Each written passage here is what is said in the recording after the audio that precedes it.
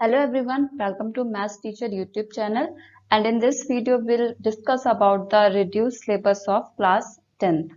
तो आपका जो क्लास 10th का सिलेबस है वो रिड्यूस हो चुका है और इस वीडियो में हम जो साइंस सब्जेक्ट है आपका उसमें क्या क्या रिड्यूस हुआ है, कौन कौन से टॉपिक्स हैं जो आपको नहीं पढ़ने हैं, कौन से टॉपिक्स हैं जो एलिमिनेट कर दिए गए हैं, वो सब हम देखेंगे। ओके सबसे पहले हम कोर्स स्ट्रक्चर देख लेते हैं, मतलब कौन सा चैप्टर है उससे कितने मार्क्स का पूछा जाएगा, ये सारी चीजें इसमें मेंशन है। तो starting from the first chapter of the chemistry portion, that is chemical substances, nature and behaviour.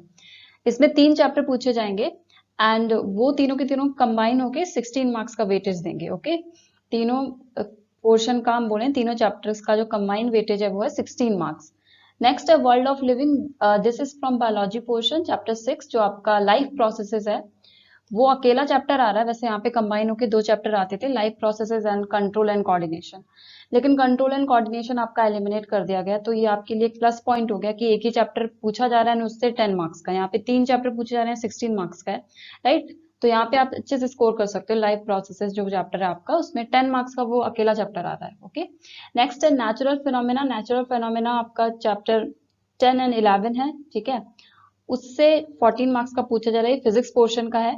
Okay next हम आते हैं टर्म सेकंड पे। तो सबसे पहले chemical substances, nature and behaviour जो आपका चैप्टर है from the chemistry portion chapter 4 and 5, उन दोनों का कंबाइंड वेटेज है 10 marks. Then world of living chapter 8 and 9, this is from the biology portion and the weightage is of 13 marks.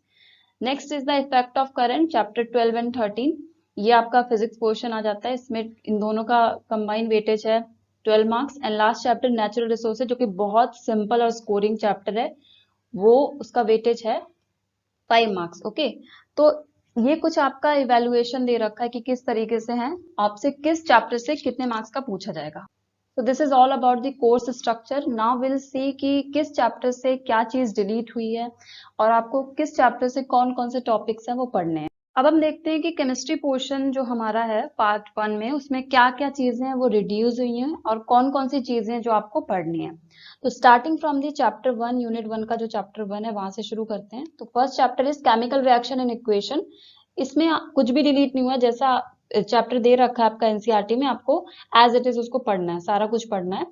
Second chapter is acid basis and salt. इसमें भी आपको कुछ भी delete नहीं किया गया है, इसमें भी आपको जिस तरीके से एनसीईआरटी में दे रखा है उसी तरीके से आपको पढ़ना है, सारा कुछ पढ़ना है। इन दोनों चैप्टर्स में कुछ डिलीट नहीं हुआ है। डिलीट सिर्फ चैप्टर नंबर 3 में हुआ है, मेटल्स एंड नॉन मेटल्स में। इसमें आपको पढ़ना क्या है, आपको इसमें properties of metals and non metals है वो पढ़ना है, रिएक्टिविटी सीरीज पढ़नी है, formation and properties of ionic compound. तो ये कुछ चीजें जो आपको चैप्टर 3 में पढ़नी है, ठीक है। एक बार फिर से सुन लीजिए, चैप्टर 1 एंड चैप्टर 2 में से कोई भी चीज है वो रिड्यूस नहीं हुई है, इसमें आपको सारा का सारा पढ़ना है। लेकिन चैप्टर 3 में आपको सिर्फ this portion you have to study. Okay तो अब हम देखते हैं कि ऐसी कौन सी चीजें हैं जो हमें चैप्टर 3 में नहीं पढ़नी है, ठीक है। तो उसके लिए हम ओल्ड सिलेबस देखेंगे कि पहले हमसे क्या क्या पूछा जाता था। देखिए यहाँ पे केमिकल रिएक्शन लिखा है, आप स्क्रीनशॉट ले सकते हैं, आप मैच कर सकते हैं सिलेबस जो आपका ओल्ड एंड न्यू है, ठीक है। तो इसमें जो ओल्ड सिलेबस है उसमें chemical reactions and acid basis and salt में जैसा पहले था वैसे न्यू सिलेबस में कोई भी चेंज नहीं है, लेकिन चेंज सिर्फ मेटल एंड नॉन मेटल में है। इसमें properties of metal and non metals पूछा जा रहा है same to same. Reactivity series भी आपको एज इट इज पूछा जा रहा है। Formation and properties of ionic compound है वो भी आपको पूछा जा रहा है। आपसे क्या नहीं पूछा जाएगा, आपको क्या नहीं पढ़ना है, वो ये है बेसिक मेटलर्जिकल प्रोसेसेस जो आपकी हैं वो आपको नहीं पढ़नी है, and corrosion and it's prevention. ये जो लास्ट के टॉपिक्स हैं कुछ एनसीईआरटी में मेंशन है, ये आपको नहीं पढ़ने हैं, ठीक है। आपको क्या क्या पढ़ना है, आपको फर्स्ट चैप्टर पूरा पढ़ना है, सेकंड पूरा पढ़ना है, थर्ड में आपको सिर्फ इतना पढ़ना है, properties of metals and non metals, reactivity series, formation and properties of ionic compound, सिर्फ यहाँ तक।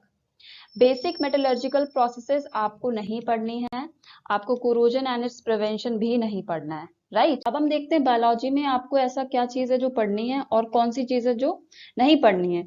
तो बायोलॉजी में आपको सिर्फ एक चैप्टर पढ़ना है, that is life processes. Life processes के अंदर, मतलब लाइफ प्रोसेस के अंदर जो टॉपिक्स हैं वो कुछ भी रिड्यूस नहीं हुआ है, वो एज इट इज है। तो जितना भी लाइफ प्रोसेस आपको एनसीईआरटी में दे रखा है वो सारा का सारा आपको पढ़ना है। तो डिलीट किया हुआ है पार्ट 1 में बायोलॉजी में, तो this chapter control and coordination, जो कि एक बहुत ही बड़ा चैप्टर है बायोलॉजी का, वो आपका पूरा का पूरा डिलीट कर दिया गया है। एंड आपको अब सिर्फ और सिर्फ एक ही चैप्टर पढ़ना है for term 1 in biology, and that is life processes, right. ये देखना आप लाइफ प्रोसेस के अंदर से कुछ डिलीट नहीं किया गया है, बट एक जो सेकंड चैप्टर आपका एक और आता है पार्ट 1 में, कंट्रोल एंड कोऑर्डिनेशन, वो पूरा का पूरा रिमूव कर दिया गया है। तो इन फिजिक्स पोर्शन अगर हम देखें, आपका जो न्यू सिलेबस है दैट इज, उसमें नेचुरल फिनोमेना पूछा जा रहा है। Chapter 10 light reflection and refraction as it is आपका पूरा पूछा जा रहा है। इसमें कुछ टॉपिक्स हैं जो आपसे नहीं पूछे जाएंगे, वो कौन से टॉपिक है वो हम आगे देखेंगे। And human I and colourful world, basically हम बोले तो इस चैप्टर से जो टॉपिक है वो रिड्यूस हुए हैं। तो ऐसे कौन से टॉपिक है जो नहीं पूछे जा रहे हैं वो हम देखते हैं। तो ये ओल्ड सिलेबस है, अगर आप देखो तो इसमें आपको ये पढ़ना है, ये पूरा का पूरा पढ़ना है, ये as it is new syllabus में भी मेंशन है।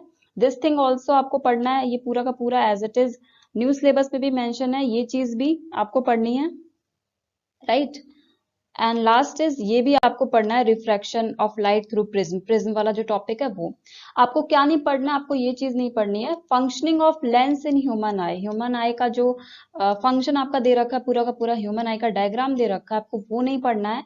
Defects of vision and their correction, basically जो आई से रिलेटेड जो आपका टॉपिक दे रखा है एनसीईआरटी में, आपको वो नहीं पढ़ना है। तो आपको फिजिक्स में क्या पढ़ना है, रिफ्लेक्शन एंड रिफ्रैक्शन पढ़ना है, बेसिकली प्रिज्म वगैरह वो टॉपिक भी कवर करना है। बट जो आईज से रिलेटेड जो भी चीजें दे रखी हैं, चाहे उसकी वर्किंग हो, चाहे उसके फंक्शनिंग, डायग्राम या उससे रिलेटेड डिफेक्ट्स हैं एंड करेक्शन वगैरह होते हैं, ये सब आपको नहीं पढ़ने हैं।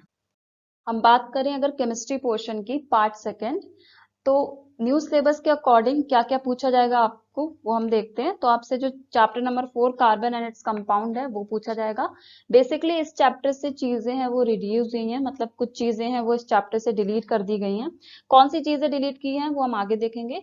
एंड जो चैप्टर 5 है आपका पीरियोडिक क्लासिफिकेशन ऑफ एलिमेंट्स, उसमें से कुछ भी डिलीट नहीं किया गया, आपको एज इट इज सारी चीजें हैं वो पढ़नी है, जितना एनसीईआरटी में आपको दे रखा है उतना आपको पूरा पढ़ना है। तो इस चैप्टर से क्या डिलीट हुआ है वो हम देखते हैं। तो कार्बन एंड इट्स कंपाउंड में आपको क्या क्या पढ़ना है, ये ओल्ड सिलेबस है, इसके अकॉर्डिंग देखिए आपको covalent bonding in carbon compound पढ़ना है, वर्सेटाइल नेचर ऑफ कार्बन पढ़ना है, एंड आपको होमोलोगस सीरीज पढ़ना है। मतलब आपको यहाँ तक क्या है कवर करना है। एंड जो भी बाकी दे रखा है आपका ना कार्बन एंड कंपाउंड तक, यहाँ तक, आई मीन डिटर्जेंट्स तक, यहाँ से लेके नॉमेनक्लेचर से लेके डिटर्जेंट्स तक आपको कुछ नहीं पढ़ना है, सब कुछ डिलीट हो चुका है, राइट। एक बार मैं फिर से बता देती हूँ, कार्बन कंपाउंड्स में आपको कोवलेंट बॉन्डिंग पढ़नी है, वर्सेटाइल नेचर ऑफ कार्बन पढ़ना है, होमोलोगस सीरीज तक पढ़ना है। उसके आगे जो भी नॉमेनक्लेचर है, जो बहुत बड़ा टॉपिक है, ये सारी की सारी चीजें वो आपकी डिलीट कर दी गई हैं, राइट। और पीरियोडिक क्लासिफिकेशन ऑफ एलिमेंट जो चैप्टर है उसमें से कुछ भी डिलीट नहीं किया गया, वो एज इट इज पूरा का पूरा पूछा जाएगा, राइट।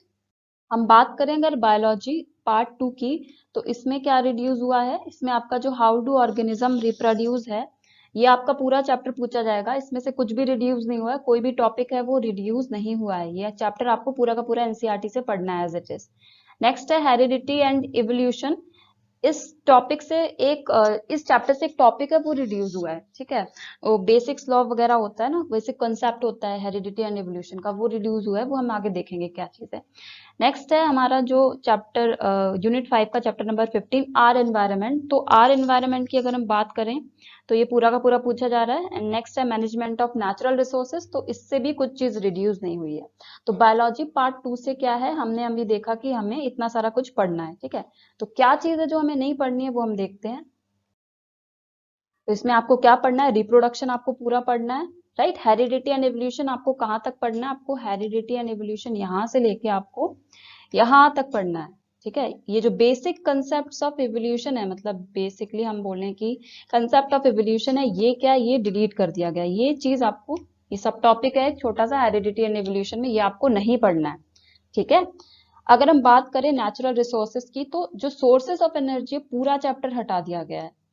ये चैप्टर काफी इंपॉर्टेंट था और काफी लॉन्ग चैप्टर भी है, इसमें बेसिकली काफी सारे सोर्सेज ऑफ एनर्जी वो पूछे जाते थे, डायग्राम वगैरह भी काफी इंपॉर्टेंट रहता है इनका। तो ये चैप्टर आपका रिड्यूस कर दिया गया, मतलब पूरा हटा दिया गया है, सॉरी रिड्यूस नहीं, पूरा डिलीट ही कर दिया गया इसको, ओके। नेक्स्ट आर एनवायरनमेंट से अगर बात करें तो पूरा पूछा जा रहा है, आपको कुछ भी इसमें नहीं छोड़ना है, सब कुछ पढ़ना है, बहुत ही बेसिक चैप्टर है, अंडरस्टैंडिंग के लेवल के क्वेश्चन पूछे जाते हैं। मैनेजमेंट ऑफ नेचुरल रिसोर्सेज, तो ये चैप्टर भी क्या है, ये भी आपको पूरा पूछा जाएगा। तो बायोलॉजी की अगर हम बात करें तो रिप्रोडक्शन आपको पूरा पढ़ना है। हेरिडिटी एंड इवोल्यूशन में आपको बेसिक कंसेप्ट्स ऑफ इवोल्यूशन है वो नहीं पढ़ने हैं।